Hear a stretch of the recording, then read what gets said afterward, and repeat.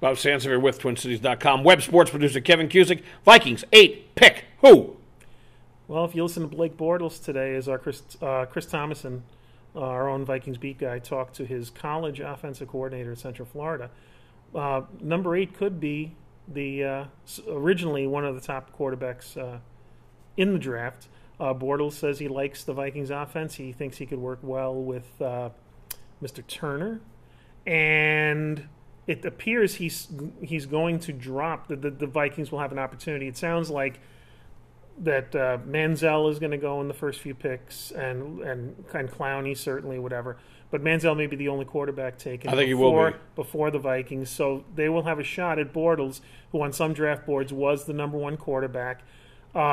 He has maybe the highest upside of the top quarterbacks, and so he's already kind of lobbying to become a Minnesota. Well, I was half expecting him to send a shout out to the Wild. Well, and he probably will yet, because if he slides past the Vikings, he's got a week. He could have a free fall, much like Teddy Bridgewater. I think they'll be looking at both of them when they come up, and they do have interest in Bridgewater.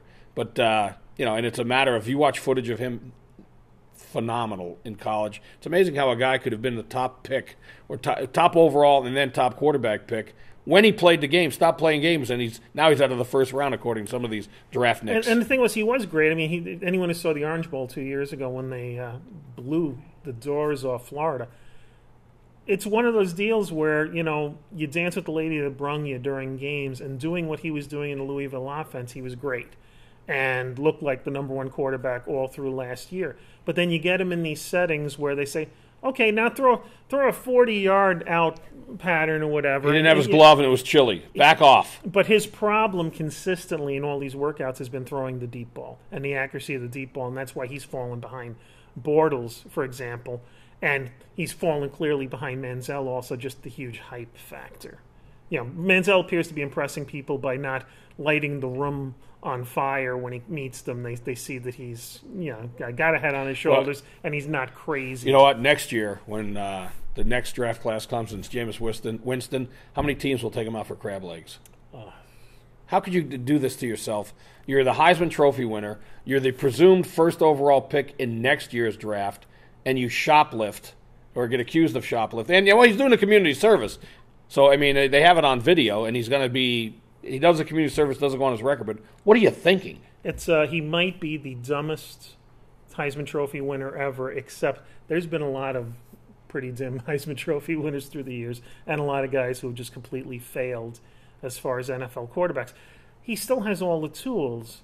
But, again, you're a guy that, for various reasons, some of them that don't really make the Tallahassee Police Department look good, got out of a sexual assault allegation, got out of under that. You would figure that would have you on your best behavior. At a minimum, you wouldn't be sticking shellfish into your clothing. Well, that's where he had it, right? Where else was he going to put it? I do admire his taste. There's nothing better than king crab legs over some nice drawn butter.